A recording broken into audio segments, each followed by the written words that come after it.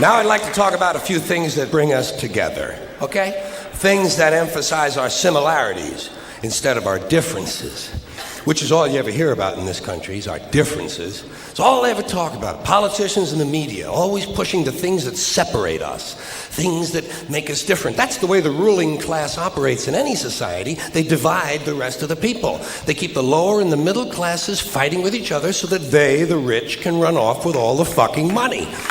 Fairly simple thing. Fairly simple thing. Happens to work. Anything that's different about us, you know that's what they're pushing at you. Racial differences, religious, ethnic, national backgrounds, jobs, income, education, social status, sexuality, anything they can do to keep us fighting with each other so that they can keep going to the bank. You know how I describe the economic and social classes in this country? The upper class keeps all of the money, pays none of the taxes. The middle class pays all of the taxes, does all of the work. The poor are there just to scare the shit out of the middle class. Keep them showing up at those jobs.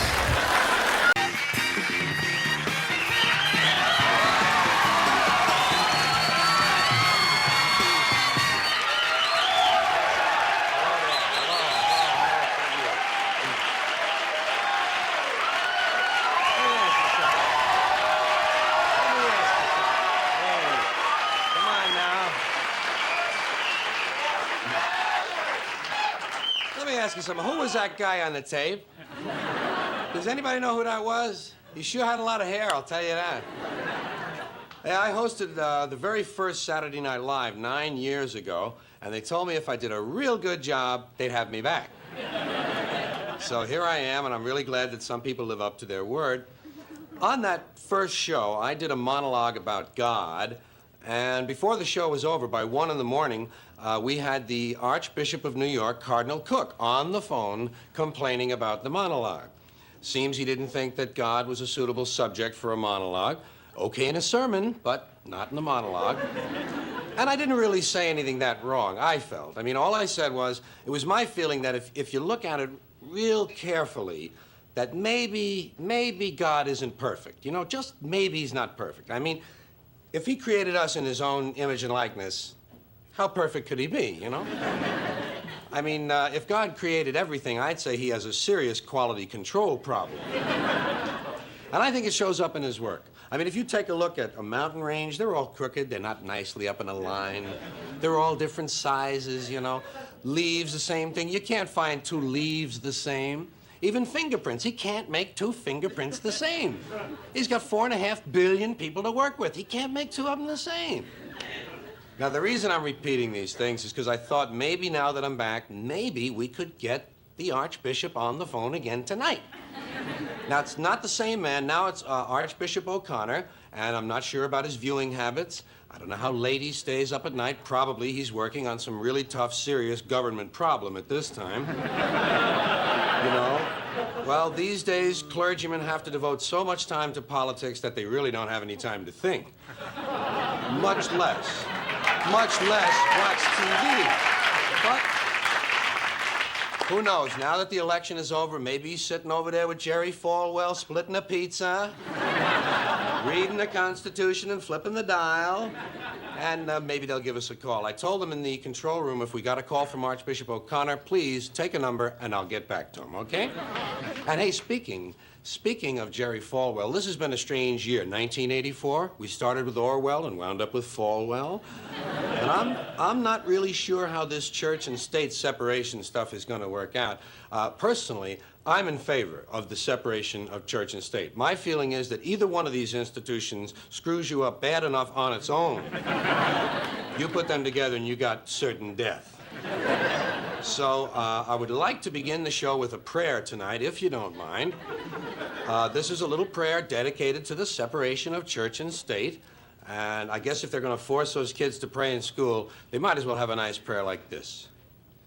Our Father, who art in heaven, and to the republic for which it stands.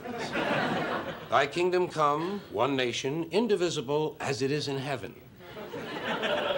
Give us this day as we forgive those who so proudly we hail. Crown thy good into temptation, but deliver us from the twilight. Amen. Okay. We'll be right back. I always hope that no matter how small the original problem is, it's going to grow into bigger and bigger proportions that get completely out of control, and I'll give you a concrete example. Let's say a water main breaks in downtown Los Angeles and it floods an electrical substation, knocking out all the traffic lights and tying up the entire city, and emergency vehicles can't get through. And at the same time, one of those month-long global warming heat waves comes along, but there's no air conditioning, there's no water for sanitation, so cholera, smallpox, and dysentery break out, and thousands of people start dying in the streets. But before they die, parasites eat their brains, and they go completely fucking crazy, and they storm the hospital. But the hospital can't handle all the casualties, so these people rape all the nurses and set the hospital on fire. And the flames drive them even crazier, so they start stabbing social workers and garbage men. And a big wind comes along and the entire city goes up in flames, and the people who are still healthy, they get mad at the sick people and they start crucifying them, nailing them to crosses, trying on their underwear, shit like that. Then everybody smokes crack and PCP, and they march on City Hall where they burn the mayor at the stake, strangle his wife, and take turns sodomizing the statue of Larry Flint. And at this point, it looks like pretty soon things are going to start to get out of control. So everybody panics and tries to leave the city at the same time. And they trample each other to death in the streets by the thousands, and wild dogs eat their corpses. And the wild dogs chase the rest of the people down the highway, and one by one the dogs pick off the old fucks and the slow people because they're in the fast lane where they don't belong. Get the fuck out of the fast lane if you're an old fuck, if you're a slow fuck. Get over on the right. Get over on the right. And the lucky ones, the lucky people who manage to make it all the way outside of town, they discover when they get there that big sparks from the city have lit the suburbs on fire, and the suburbs burn uncontrollably, and thousands of identical homes have identical fires with identical smoke, killing all the identical soccer moms and their identical kids named Jason and Jennifer. And now the fire spreads to the farmlands, and the farmlands burn intensely at 425 degrees, creating millions of baked potatoes. And as the farmlands burn, thousands of barns and farmhouses begin to explode from all the hidden methamphetamine labs. And the meth chemicals run downhill into the rivers and streams where wild animals drink the water and get completely geeked on speed. So bears and wolves, amped up on crank, start roaming the countryside looking for people to eat, even though they're not really hungry. And the fire spreads to the forest, and the forests burn furiously, and hundreds of elves and trolls and fairies come running out of the woods screaming, "Bambi is dead! Bambi is dead!" And he is. Finally, that fucking little cunt Bambi is dead. Dead. Now hundreds of regional fires come together into one huge interstate inferno, and all 12 of the western United States are burning out of control, except Utah, where the Mormons don't allow fires. And the fire spreads across the Great Plains, toasting the wheat, cooking the cattle, and producing hamburgers, actually. Then it leaps the Mississippi and races through the South, blowing up stills, interrupting lynchings, and killing millions of inbred people. And then it turns northeast and it heads for Washington, D.C., where George Bush can't decide if it's an emergency or not. He can't decide this. He doesn't know. It's hard. Oh, it's hard work. You know? No. Yeah, he can't decide because Dick Cheney is in prison. So instead, he takes a nap. He puts his empty, fucking brainless head down on the little pillow his mother gave him at Christmas time, and he takes a fucking nap. So the fire moves to Philadelphia, but it's a weekend, and Philadelphia's closed on the weekends. So the fire moves to New York City, and the people in New York tell the fire to go fuck itself. Go fuck yourself. Yeah. And it does. Yeah. And it does. So instead, it burns down Long Island and Connecticut, killing all the rich white assholes and completely destroying their evil faggoty golf courses.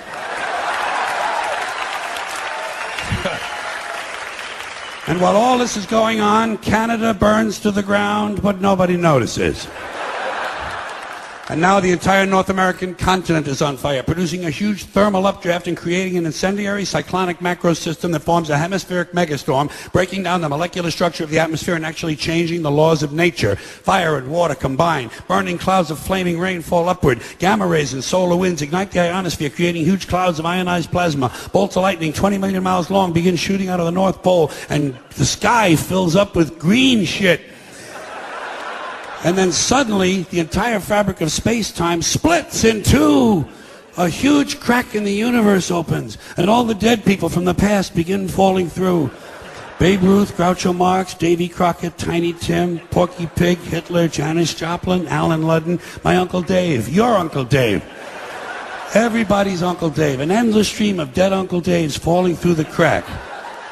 And all the dead Uncle Daves gather around a heavenly kitchen table. They light up cigarettes and they begin to talk. They talk about how they never got a break, how their parents didn't love them and their children were ungrateful. They talk about how the government screwed them out of money and they just missed out on a big job. They say the Jews own everything and the blacks get special treatment. And all the hatred and bitterness drips out of these people and forms a big pool of liquid hate. And the pool of liquid hate begins to spin. Round and round it spins, faster and faster. And the faster it spins, the bigger it gets. Faster and faster, bigger and bigger, until the whirling pool of hate is bigger than the entire universe. And then suddenly it explodes into trillions of tiny stars. And every star has a trillion planets. And every planet has a trillion Uncle Daves. And all the Uncle Daves have good jobs, perfect eyesight, and shoes that fit. They have great sex lives and free health care. They understand the internet. Their kids think they're cool, and they all love their neighbors. And every week, without fail, Uncle Dave wins the lottery. Forever and ever, till the end of time, every single Uncle Dave has a winning ticket. And Uncle Dave is finally happy. Now do you see why I like it when nature gets even with humans? Thanks for coming in here tonight.